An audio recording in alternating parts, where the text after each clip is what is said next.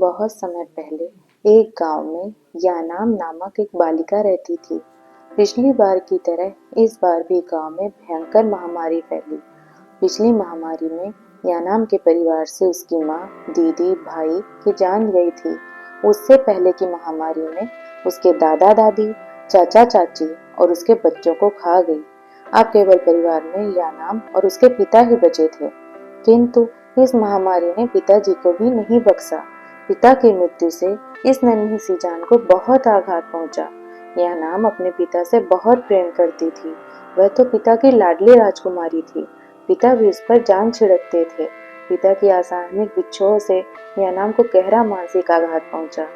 गांव वाले जब पिता के शव को दफनाने के लिए ले जाने लगे तो यानाम बिलख बिलख कर रोने लगी और पिता के शव से लिपट कर गांव वालों से कहने लगी, सबको दफनाने नहीं दूंगी, सब यहीं पड़ा रहेगा, मैं इसकी देखभाल करूंगी। यानाम के भोले मन को यह लगता कि सर्वशक्तिमान जो भगवान है, सूर्य चंद्रमा अवश्य उसका रोना सुनेंगे और पुनः उसके पिता को जीवित कर देंगे। गांव वाले भोली यानाम को समझा समझा कर थक गए कि मरने वाला कभी दोबारा नहीं जी उठता, मगर यानाम अपनी जिद पर अड़ी रही। तनिक भी टस से मस नहीं हुई। अंततः गांव वालों को हारकर भारी मन से यानाम को रस्सियों से बांधना पड़ा ताकि समय से उचित संस्कारों के साथ सबको दफनाया जा सके। सबको दफनाने के पश्चात गांव वालों ने यानाम की रस्सियों को खोल दिया। गांव की एक बूढ़ी महिला ने उसे अपने घर ले गई और यानाम से कहा, मैं तुम्हारा भरण पोषण करूंगी, अब से तुम मेरी ही बेटी हो, स्वयं को कभी अकेला मत समझना। यानाम की आंखों से आंसू थमने का नाम नहीं ले रहे थे। वह अपने पिता की यादों को याद करके रोती रही। बार बार पिता का सौम्य चेहरा उसकी आंखों के सामने घूमता रहा। इस तरह रात हो गई। बूढ़ी महिला और उसका परिवार के अन्य सदस्य भी सो चुके थे, किंतु यानाम का मन इतना व्यथित था कि वह सो नहीं पाई। बार बार उसकी नींद उचट जाती। यानाम ने चुपके से फावड़ा उठाया और घर के बाहर चल पड़ी। रात के अंधकार में वह फावड़ा लेकर पिता के कब्र के पास पहुंची। यानाम फिर से रोने लगी। रोते रोते कब्र को खोदती जाती और कहती जाती, मुझे आपके साथ रहना है, मैं यहाँ अकेली नहीं रह सकती, मैं अकेली क्या करूँगी, मैं भी आपके पास आ रही हूँ। खुदाई के कारण जब मिट्टी ऊपर से हटी तो यानाम ने देखा पिता के शव कपड़े में लिपटा हुआ है। यानाम ने और जोर लगाकर अपने हाथों से मिट्टी हटाया और कब्र के भीतर कूद गई। भीतर उसने देखा पिता का शव ठीक कब्र के बीचों बीच रखा हुआ है और कब्र के दोनों किनारों पर पिताजी द्वारा प्रयुक्त वस्तुएं थी। यानाम ने उन वस्तुओं को एकत्र कर एक कोने में रखा और ठीक पिता के सिर के सामने वाले कोने में बैठ गई। बैठकर पुनः रोने लगी। रोते रोते उसकी आंखें सूज गई। फिर थकी मदी यह नन्ही सी जान नींद के आलिंगन में समा गई। शायद वह 3 दिनों तक सोई होगी, क्योंकि जिस दिन उसकी नींद टूटी उस दिन एक अद्भुत और अलौकिक घटना की साक्षी बनी। वह नींद से जागने के पश्चात यानाम के पिता के शव को टकटकी लगाए देख रही थी। तभी उसने अत्यंत विस्मयकारी दृश्य देखा। उसने देखा कि एकाएक पिता के शव से कुछ हरकत हुई, फिर जोर से कुछ फूटने की आवाज आई। उसने आंखें मलकर देखा तो पिता का शव जिस कपड़े में लिपटा था वह कपड़ा बीच से फट गया है। कपड़ा फटने के स्थान पर एक छेद बना है और उस छेद से हल्का हल्का धुआं निकल रहा है। फिर उस धुएं ने एक धीरे धीरे एक आकार ग्रहण किया। उस आकार में से एक चेहरा उभरने लगा।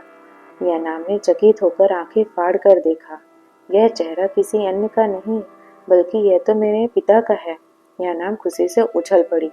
उसने पिता के हाथ को थामा, मगर यह क्या? पिता का हाथ उसकी नन्ही हथेली में नहीं समाया। वह हाथ को छू नहीं पा रही थी। अब उसने पिता के शरीर को छूने का प्रयास किया, किंतु शरीर भी पकड़ में नहीं आ रहा था। ऐसा लगता मानो हवा को पकड़ने का प्रयास कर रही हो। यानाम ने सोचा, कितना विचित्र है, मैं पिता को पकड़ भी नहीं पा रही हूँ और वे मेरी ओर देख भी नहीं रहे हैं।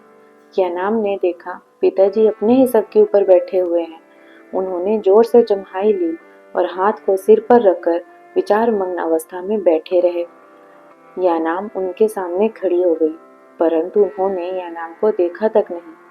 यानाम ने पिताजी कहकर भी बुलाया, पर उन्होंने सुना नहीं। यानाम को बहुत आश्चर्य हुआ।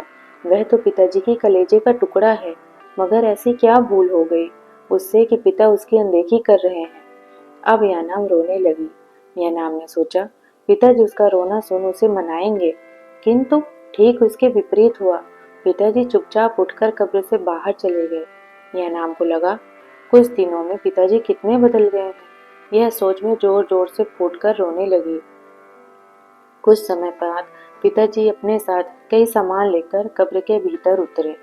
इन सामानों में से कंघा, छोटी चूड़ी, धातु के बने छोटे छोटे दानों की माला, चिलम और टोपी आदि थी।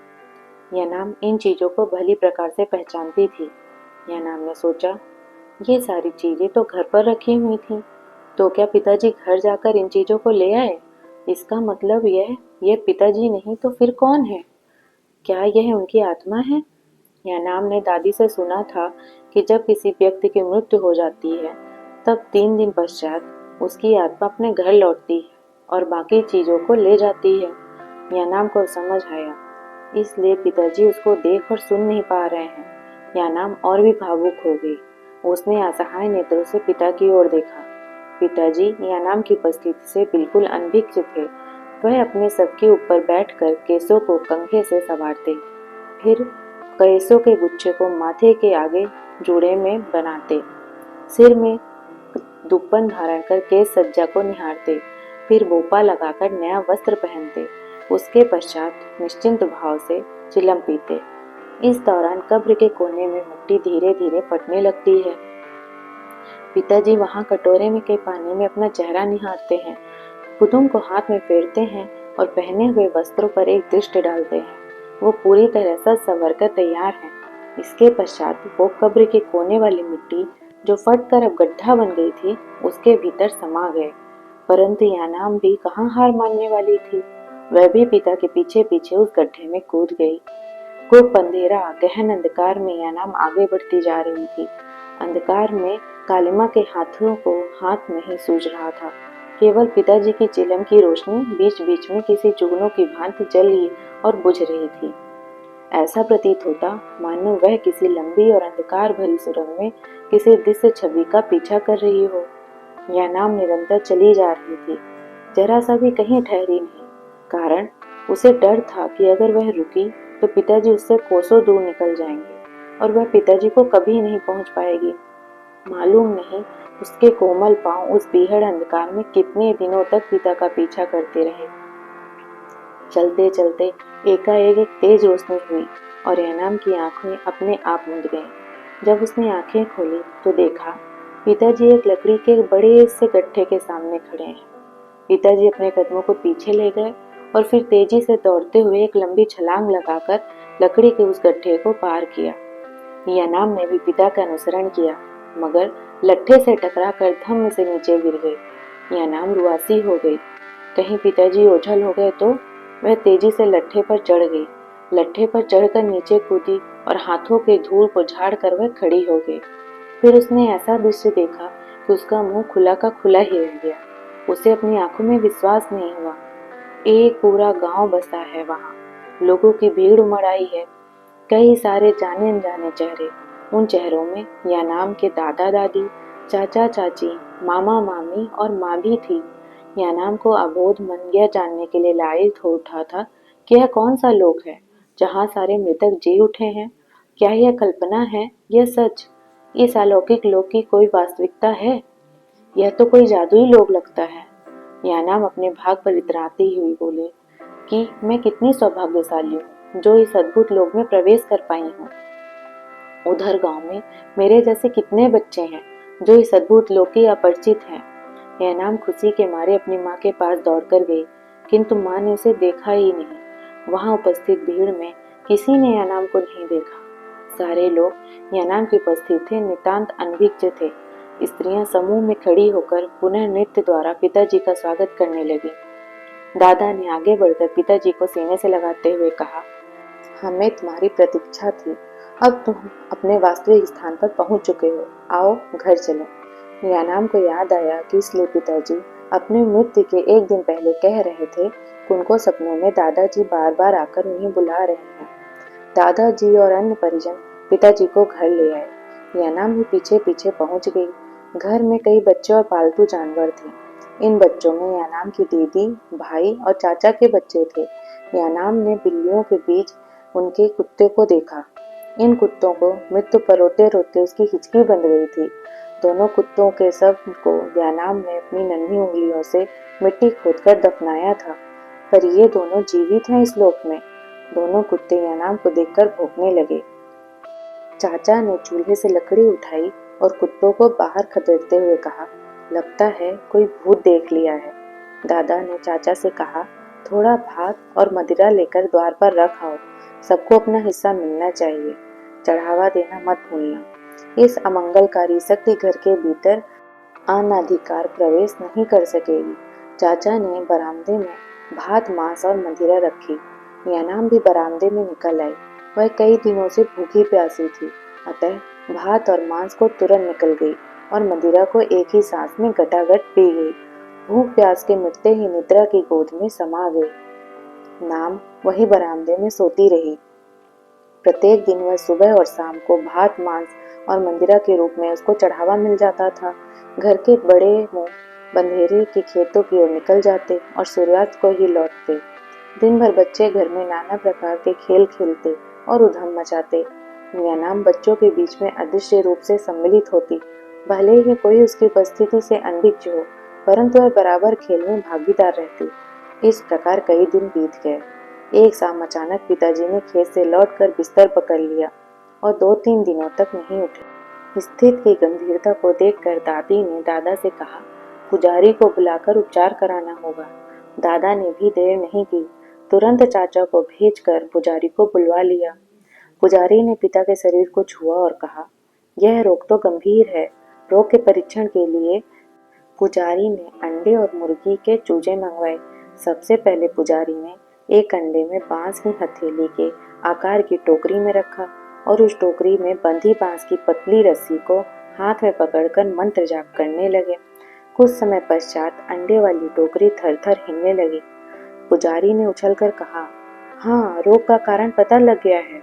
सबने उत्सुकता भरी नेत्रों से उन्हें देखा। पुजारी ने रहस्यमय भाव से कहा, किसी मानवीय शक्ति का प्रकोप है।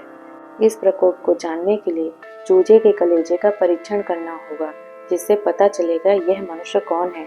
उन्होंने मुर्गी का एक चूजा लिया और उसकी नन्ही गर्दन को मरोड़कर उसे मार दिया। फिर छुरे से चूजे का सीना चीरकर कलेजा निकाल लिया और कलेजे को निर्मल जल के भरे पात्र में रखकर मंत्र का पाठ करने लगे। आंखें मूंदी मंत्र का पाठ करते रहे। फिर एकाएक उनकी आंखें चमक उठी। पुजारी ने दादाजी को संबोधित कर कहा, एक मनुष्य लंबे समय से आपके बेटे का पीछा कर रहा है। यह कहकर वह घर के भीतर एक परिक्रमा लगाकर बैठ गए। पुजारी ने कहा, अब मैं अपनी चमत्कारी शक्ति से उस मनुष्य को यहाँ बुलाऊंगा।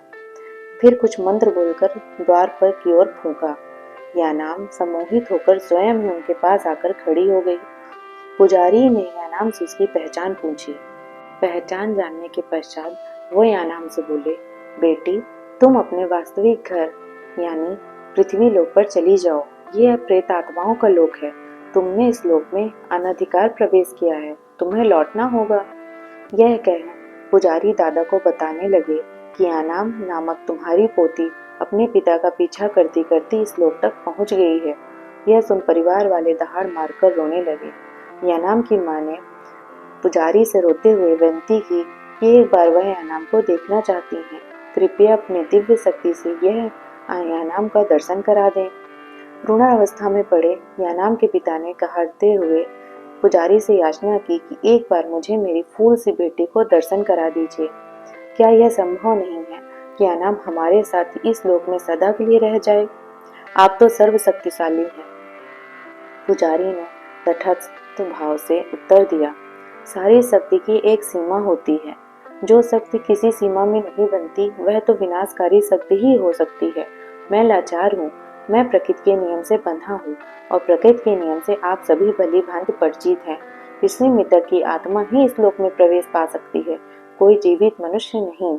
इस लोक में प्रवेश करने का यानाम को कोई अधिकार नहीं है, क्योंकि उसकी अब तक मृत्यु नहीं हुई है। यानाम को दीर्घायु प्राप्त है। इसका समय पूरा हो जाएगा तो निश्चित ही इधर आना होगा। इन दो लोकों का विभाजन मैंने नहीं, प्रकृति ने निर्धारित किया है। मनुष्य रूप में यानाम कभी हमारे बीच में सम्मिलित नहीं हो सकती और न हमें प्रेत आत्माएं उसके लोक में जा सकती हैं। किसी को भी, चाहे मनुष्य हो या प्रेत, अपने अपने लोक के अतिक्रमण का अधिकार नहीं है। हम सबको प्रकृति के नियम का आदर करना होगा। यह बोलकर पुजारी ने यानाम की ओर देखा और अपने स्वर में कोमलता भरकर उससे कहा, बेटी, हम जानते हैं तुम अपने पिता से बहुत प्रेम करती हो।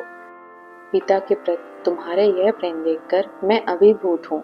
तुम्हारी प्रतिभक्ति अद्वितीय है। तुम्हारी प्रतिभक्ति ने क्षण भर के लिए प्रकृति को भी मात दे दी, किंतु अब तुम्हें लौटना होगा। जब तक तुम यहाँ रहोगी तब तक तुम्हारे पिता स्वास्थ्य लाभ प्राप्त नहीं करेंगे। क्या तुम अपने पिता को सदा के लिए रोगी बनाना चाहती हो? यानाम भर्राए हुए स्वर में बोली, नहीं, कभी नहीं। मैं लौटने को तैयार हूँ। मुझे शीघ्र गति से वापस भेज दीजिए। यह सुन पुजारी ने तीव्र गति से मंत्र का जाप किया और एक लंबी सांस भरकर पूरे बल के साथ उसे यानाम के ऊपर फेंका। उसके बाद क्या हुआ यानाम को कुछ याद नहीं। जब यानाम की मूर्छा टूटी तो उसने स्वयं को उस बूढ़ी महिला के घर में पाया जो पिता के मृत्यु के पश्चात उसे अपने घर ले आई थी। पुजारी का कथन 100% सत्य सिद्ध हुआ। यानाम को बहुत लंबी आयु मिली। बड़ी होकर बूढ़ी महिला के बेटे से उसका ब्याह हुआ। दोनों के कई बच्चे हुए। फिर इन बच्चों के भी ब्याह हुए। यानाम ने तो अपने पड़पोती पड़पोतियों को भी शादियां करवाई। फिर एक दिन बिना किसी को कोई कष्ट दिए नींद में वह चल बसी।